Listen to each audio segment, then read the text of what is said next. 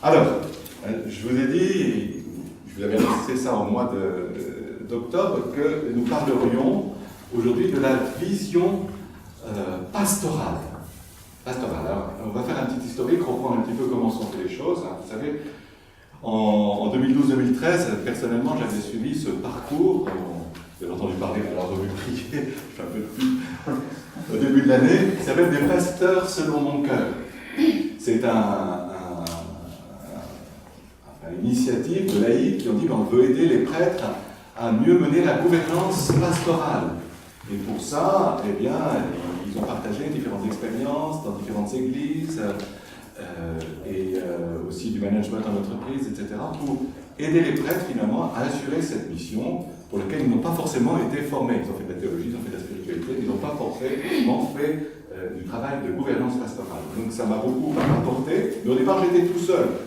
J'avais quelques idées, mais j'étais tout seul. Donc j'ai partagé ça un peu dans mon équipe d'animation pastorale. Progressivement, ils sont intéressés. En tout cas, entre 2013 et 2015, un des fruits, c'était tout ce travail que nous avons fait sur l'articulation, l'organisation de la paroisse autour des saints essentiels. On appelle aussi la prière, le service, la formation, tout ce qui tourne autour de la parole de Dieu, la vie fraternelle, et bien sûr la mission.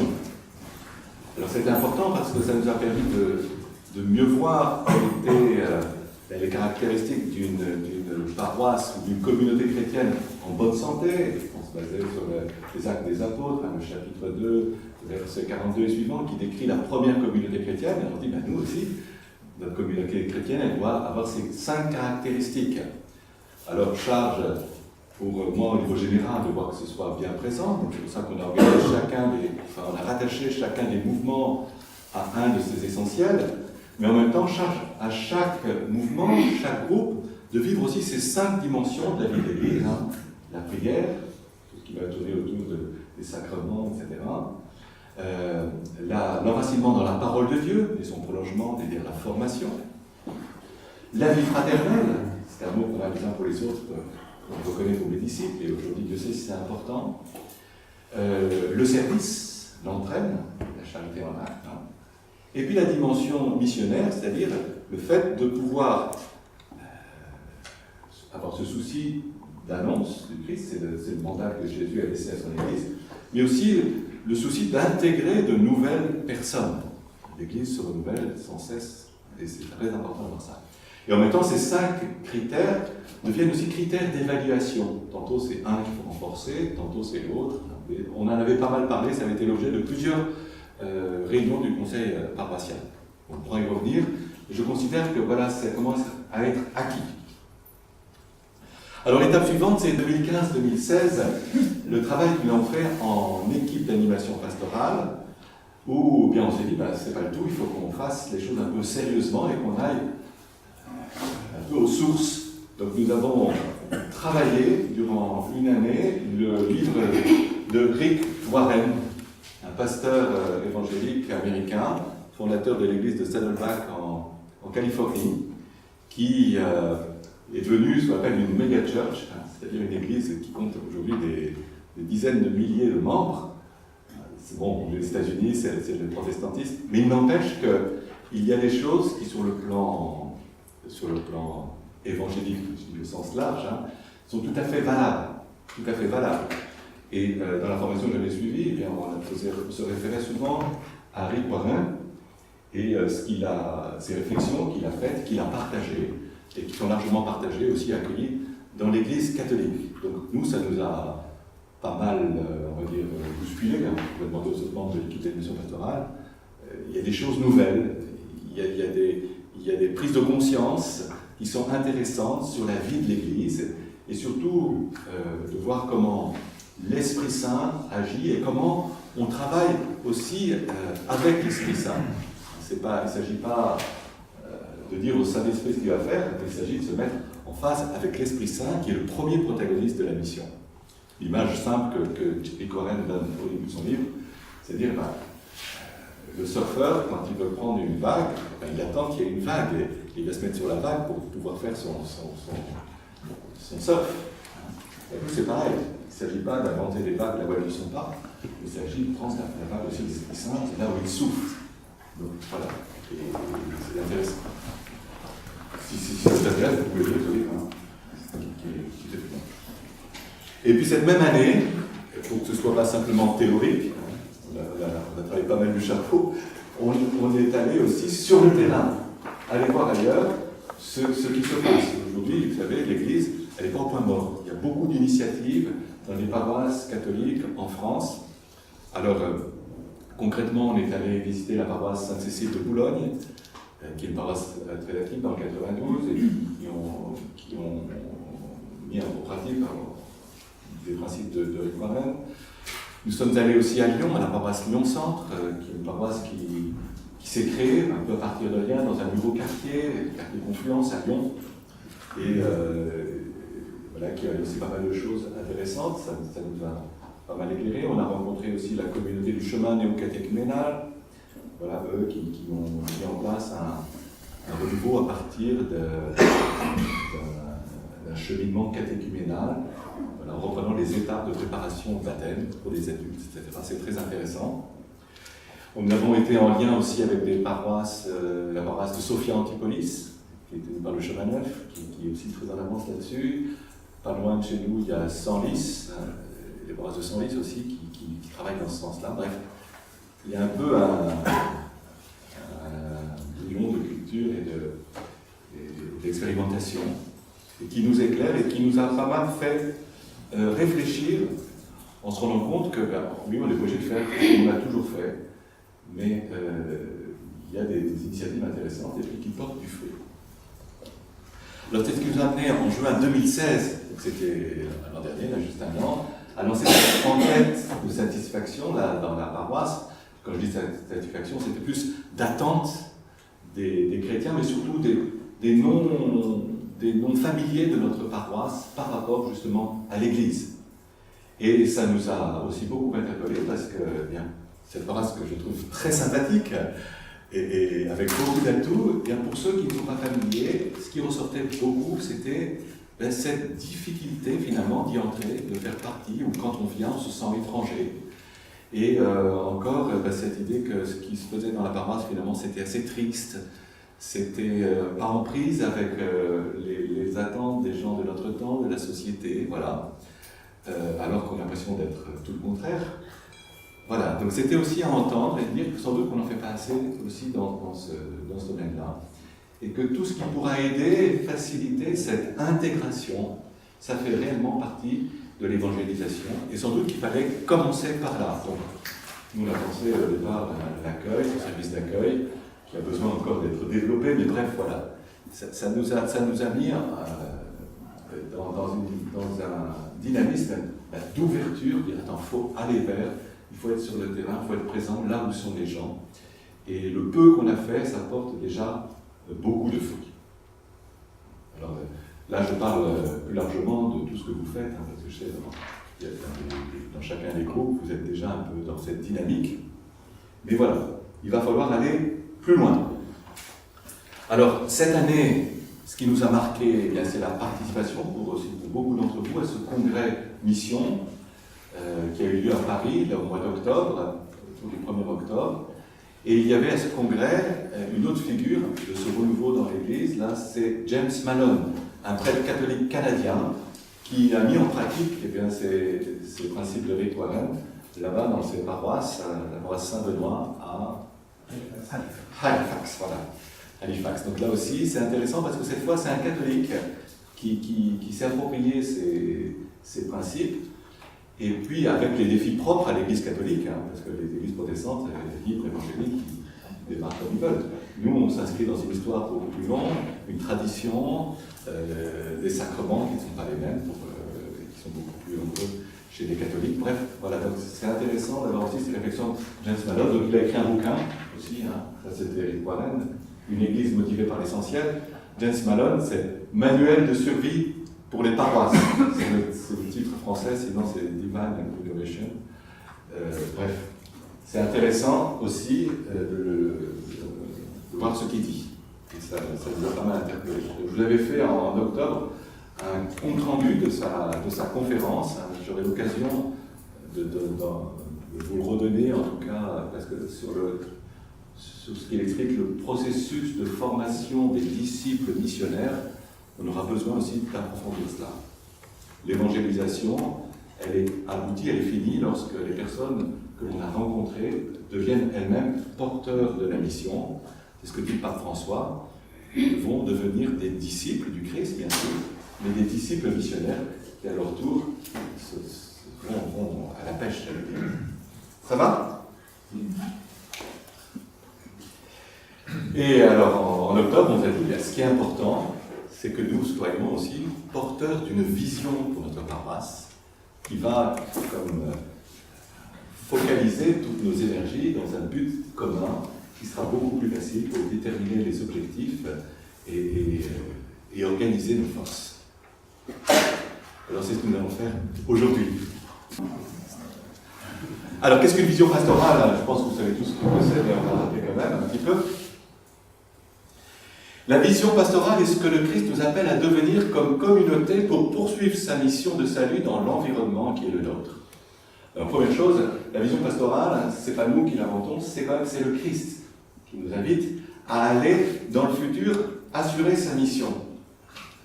Ce qui est important, c'est que ce n'est pas n'importe quelle mission, la mission de l'Église, aller de toutes les nations, faites des disciples, mais nous, ici, on est une Église locale, donc il va falloir aussi viser l'environnement qui est le nôtre. C'était dans cette optique qu'on s'était intéressé à l'attente des C1 par rapport à l'Église, avec cette enquête. Elle présente un avenir durable qui suscite passion et force dans le cœur des fidèles. Donc là, la vision, ça a été le fruit d'un travail assez long, on l'a fait. Je ne vais pas la changer demain.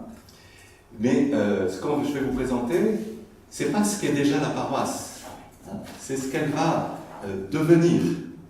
Alors, il y a peut-être des choses qui sont déjà en germe, bien sûr, mais dans la vision que je vais vous donner, voilà, c'est ce que nous serons, ce que l'Esprit Saint nous appelle à être, dans, on va dire, peut-être 10 ans. Et après, cette vision, on pourra la retoucher, la réviser, la préciser. Mais pour l'instant, voilà dans quel sens nous allons. Et comme la foi, elle donne à voir les choses avant qu'elles se réalisent. Et c'est très important pour nous de dire, même si on n'en est pas là, tout à l'heure dans les groupes de travail, même si on n'est pas là aujourd'hui, dire, nous croyons que le Seigneur veut nous donner cela. Parce que ce qu'on a exprimé, c'est aussi l'Évangile.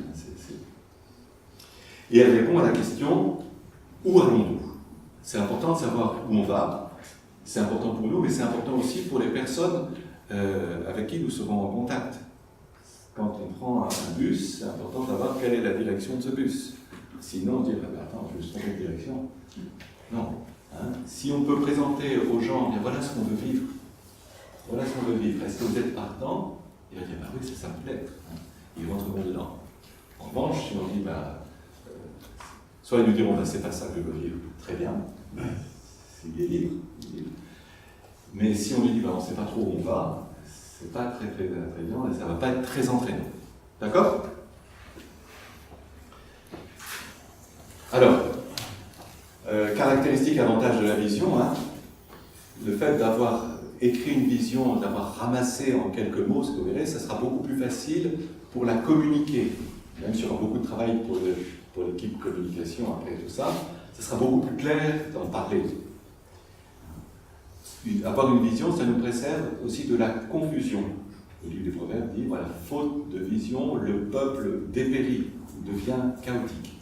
La vision va nous permettre de restructurer, de donner de la clarté à ce que nous voulons faire. En la partageant, c'est ce que je suis en train de faire aujourd'hui dans ce premier cercle, ça va être aussi source d'unité. Le Christ est notre unité, mais c'est le Christ qui nous donne aussi cette vision, donc ça va renforcer notre unité entre nous. Nous avons quelque chose de commun que nous avons partagé. Spirituelle, elle est centrée sur le Christ, elle va stimuler notre foi. Audacieuse et enthousiasmante, elle motive et dynamise toute la communauté. J'espère qu'elle est audacieuse et enthousiasmante. Je vous avais partagé, lors de mes vœux 2016, mon rêve pour la paroisse.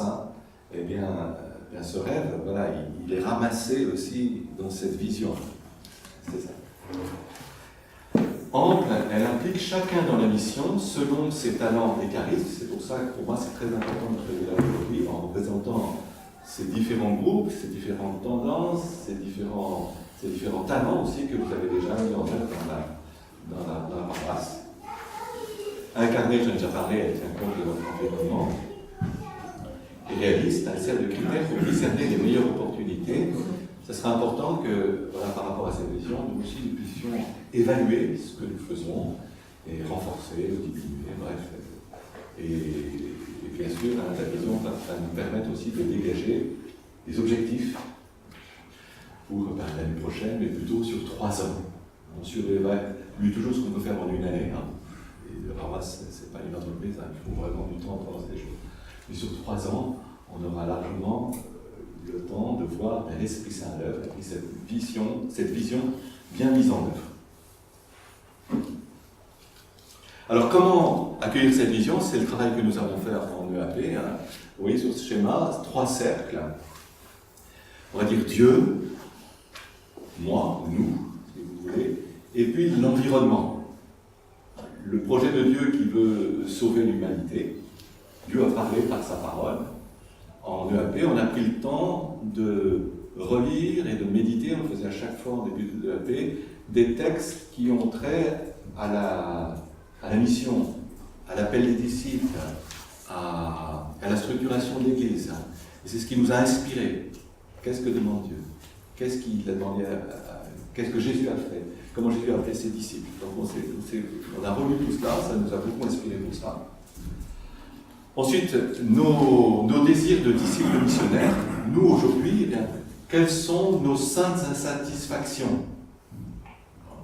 Au début de l'année, on a dit, ben voilà, notre paroisse elle est super, mais n'empêche qu'il y a ça qui est comme une faille en moi que j'aimerais pouvoir combler. C'est à partir de là aussi qu'on s'est dit, ben, c'est ça qu'il faut qu'on retienne pour notre vision. Et puis le 3e cercle, c'est l'environnement. Donc ça, on a fait ce travail l'an dernier à travers le questionnaire et qui nous avait aussi surpris, mais en même temps bien stimulé. Alors là, la vision, elle se trouve à l'intersection des 3. Ça serait ici. C'est-à-dire qu'on n'a pas pris toute la parole de Dieu, c'est pas possible. On n'a pas pris aussi exactement tous nos désirs, parce qu'il a fallu les accorder, il y a plusieurs, on a appelé, nous sommes 8. Et le cri des hommes ici maintenant, on a retenu ce qui nous semblait le plus important. D'accord?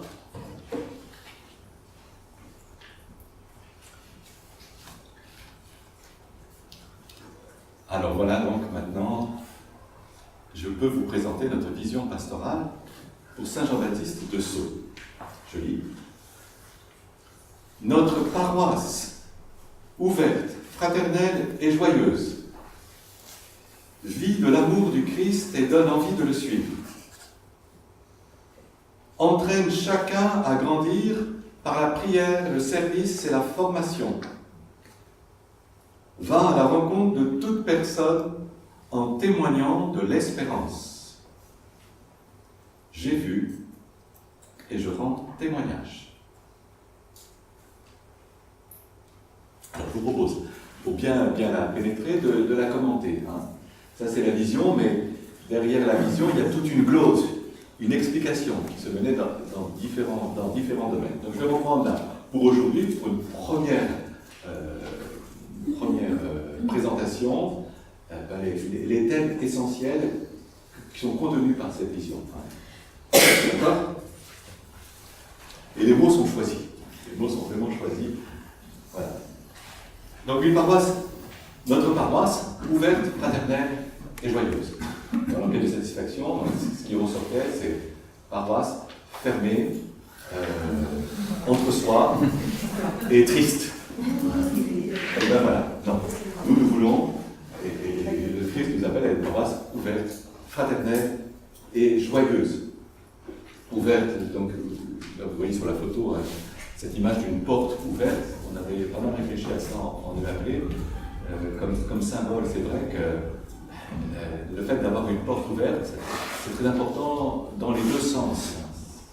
Ça permet, bien sûr, aux personnes de rentrer plus facilement. Il n'y a qu'à voir, dès que les 2 grandes portes de l'église sont ouvertes, les gens disent « Ah, l'église est ouverte, allons voir !» parce que la petite porte, ils n'osent pas rentrer, c'est pas du tout facile de passer. Donc ça, c'est sur le plan très physique, très concret. Mais donc tout ce qui va faciliter l'entrée, l'ouverture, et bien sûr l'ouverture de notre cœur, mais en même temps, une porte ouverte, c'est aussi pour pouvoir mieux sortir. Parce qu'on a vu que l'enjeu, pour nous, c'est d'être sur le terrain des habitants de Sceaux. On peut les rencontrer dans le cadre de l'école, dans le cadre des commerces, etc. Mais là, même sans parler forcément du Christ, en fait, nous évangélisons. Moi, j'avais qu'à voir, il suffit que je sorte dans la rue dans la journée, voilà, parler avec les commerçants, mais voilà, ça y est, il se passe plein de choses. Et rien que ça donne l'impression que, en même temps, c'est la réalité que l'Église est ouverte, elle est proche des gens, elle est en prise avec ce que vivent les gens. Donc l'ouverture, voilà, c'est très important. Fraternel, ça c'est une autre chose que nous avons aussi éprouvé, les gens vivent un grand manque de fraternité aujourd'hui. La solitude, on en parle tout ça dans les médias, mais c'est une réalité. Quand on rencontre les gens, quels sont leurs besoins, j'aimerais bien visiter, etc. Pour les personnes âgées, je vois que c'est un problème de la ville, là. Voilà, la rencontre avec les gens. Nous avons déjà essayé de le mettre en place dans nos différents groupes, mais la fraternité, c'est très important. L'Église ne peut pas être simplement un simple prestataire de service. Il faut que chaque fois, il y ait une rencontre qui se vit dans une dimension fraternelle. Bon, je vois, à partir du moment où on a créé ce climat fraternel, eh bien, l'annonce se fait beaucoup plus facilement. Donc c'est le principe même des parcours à la fin. Il y a un repas, il essaye de rendre les choses de plus en plus agréables et fraternelles. Après, l'annonce et le partage va se vivre naturellement. Et je vois aussi dans le cadre de la prépa baptême, dans le cadre de la préparation de mariage, cette dimension-là, c'est-à-dire, on se dit, mais c'est accessoire. Eh bien non. C'est à partir de cela, il y a pas mal de déclics, un sentiment où les gens vont se sentir à l'aise, et les suites vont pouvoir se faire. Je vois que les groupes de caté aussi ont mis ça en place. Voilà. Donc, notre paroisse doit être fraternelle, on veut dire, à la paroisse Saint-Jean-Baptiste de Sceaux, c'est fraternel. Et j'ai envie de ça. Et joyeuse. Nietzsche disait, voilà, je croirais le jour où les chrétiens auront des gueules de sauver, mais c'est vrai.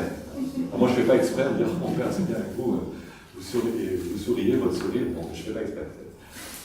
Mais je pense que tous, on doit avoir ce sourire, ou tout du moins communiquer cette joie. Là aussi, il y a une grosse attente.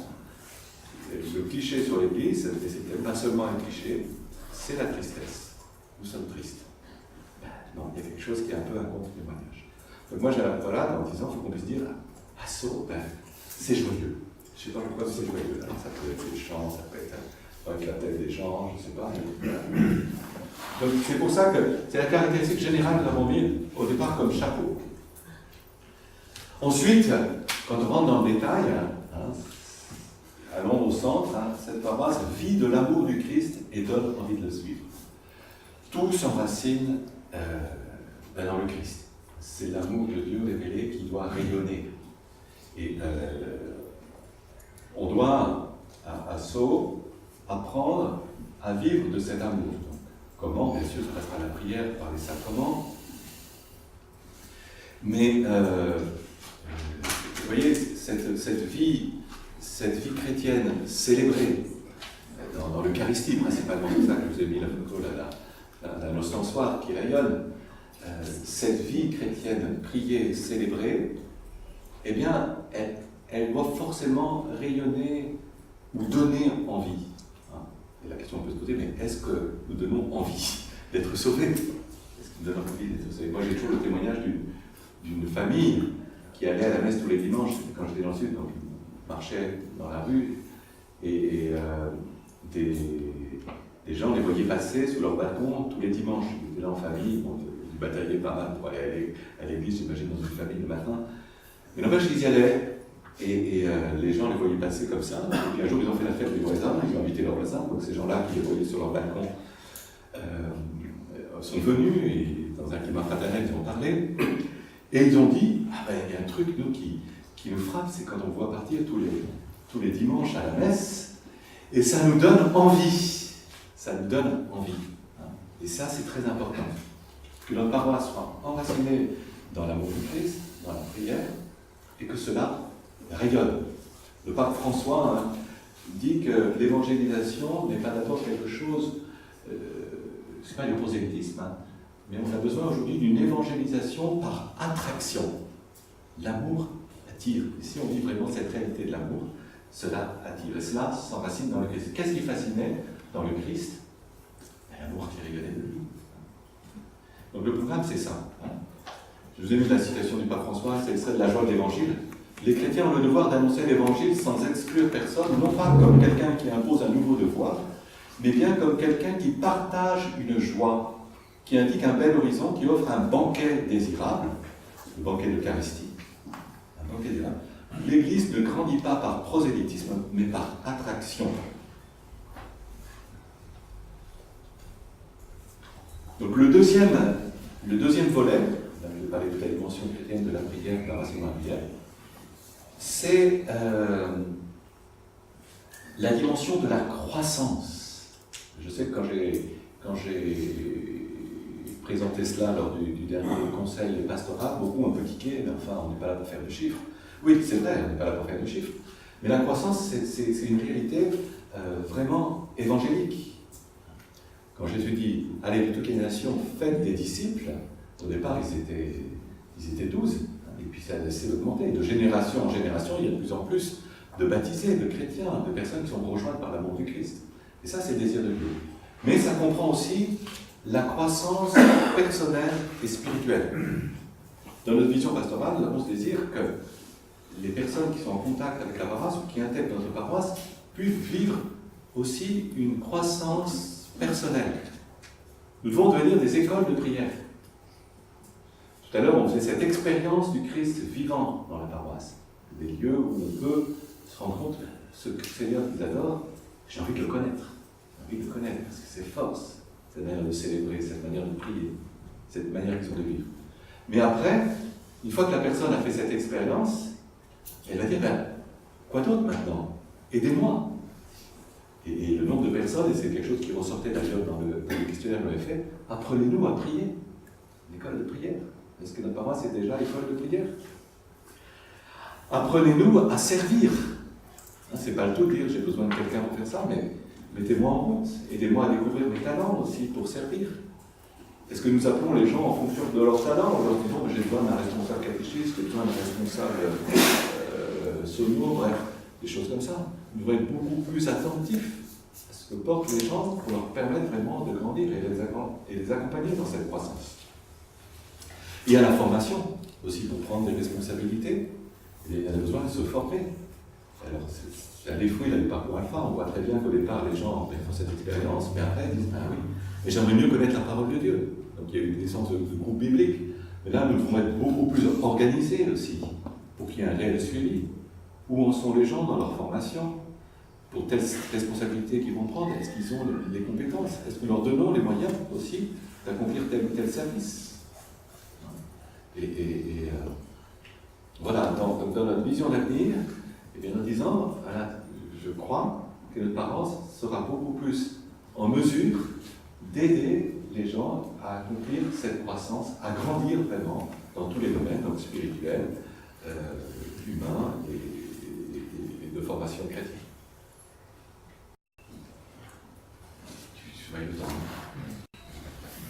Et le troisième volet, c'est, on va dire, peut-être le point focal pour Sceaux,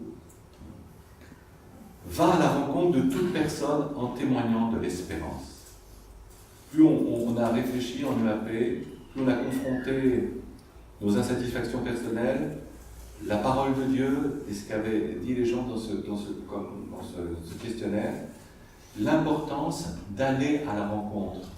En milieu d'année, je vais parler de culture de l'accueil, mais je trouve que c'est mal formulé. Ce qui est plus important, c'est la culture de la rencontre. Parce que quand on va à la rencontre, c'est gratuit. Quand on dit accueil, venez voir chez nous, je vais vous montrer comme c'est bien chez nous, et bienvenue chez nous. Mais non. Ce qui nous semble crucial, et ce qui va être un peu cette conversion pastorale pour notre paroisse, que j'aimerais bien, que nous avons intégré dans la vision, j'ai mal à dire, notre paroisse sera là comme ça dans 10 ans, c'est que nous ayons tous ce réflexe de la rencontre avec l'autre. Le fait de se rencontrer, d'aller vers l'autre, de s'intéresser à l'autre, ce qui porte, etc. C'est une attitude hautement évangélique dont notre paroisse a besoin. Peut-être que d'autres paroisses ont besoin, mais la nôtre, ici, à Sceaux, en 2017, en a réellement besoin. Nous ne nous rendons pas suffisamment compte que nous sommes encore un microcosme, un entre-soi. Un entre-soi. Et il y a beaucoup de personnes qui ont soif, mais elles ne viendront pas si nous ne les rencontrons pas. C'est ce qu'aurait fait Jésus, nous croyons. Et en témoignant de l'espérance, parce qu'effectivement, l'eau, un autre point, c'est cette désespérance, cette désillusion, et nous pouvons être ces témoins d'espérance. D'accord ? Alors ben justement, là, pour corroborer cela, j'ai mis un extrait aussi de la Joie d'Évangile. L'Église en sortie est une Église aux portes ouvertes. Sortir vers les autres pour aller aux périphéries humaines ne veut pas dire courir vers le monde sans direction et dans n'importe quel sens. Souvent, il vaut mieux ralentir le pas, mettre de côté l'appréhension, pour regarder dans les yeux et écouter, ou renoncer aux urgences, pour accompagner celui qui est resté sur le bord de la route. Parfois, c'est être comme le père du fils prodigue, qui laisse les portes ouvertes pour qu'il puisse entrer sans difficulté quand il reviendra. Bref, il y aurait beaucoup de citations dans ce document. Et sortir, aller vers les autres. Et en bas, vous avez vu de la vision, nous avons mis cette citation, cette fois évangélique. J'ai vu et je rends témoignage. Quand on a fait un petit test de notre vision, quelqu'un nous a fait remarquer, même plusieurs, ils ont dit, mais attention, ici c'est la paroisse Saint-Jean-Baptiste de Sceaux, ce patronage est quand même pas anodin. Et c'est vrai, on a réfléchi. C'est pas rien d'avoir comme patron Saint-Jean-Baptiste. Parce que comme missionnaire, comme personne qui désigne le Christ, eh bien il est assez fort. Donc, tout à l'heure dans la prière, nous avons lu cet extrait du chapitre 1 de l'Évangile selon Saint Jean.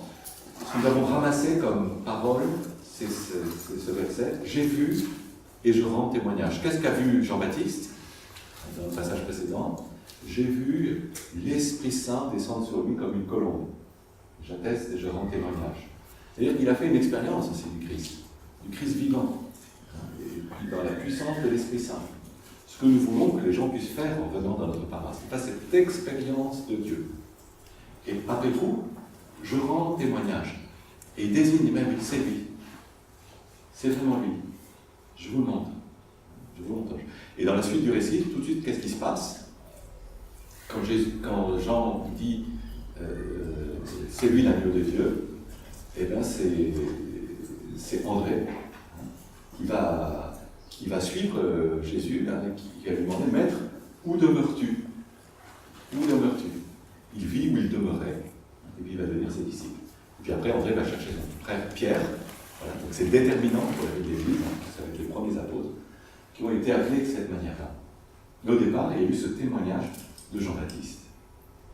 Donc, je pense que c'est bien aussi de nous ressaisir de ce patronage de Jean-Baptiste, dit le précurseur. Et tous nous sommes appelés aussi à être ces précurseurs. D'accord ? Je vous la remontre, c'est bien vous en imprégner. Notre vision pour Saint Jean-Baptiste de Sceaux, notre paroisse ouverte, fraternelle et joyeuse, vit de l'amour du Christ et donne envie de le suivre.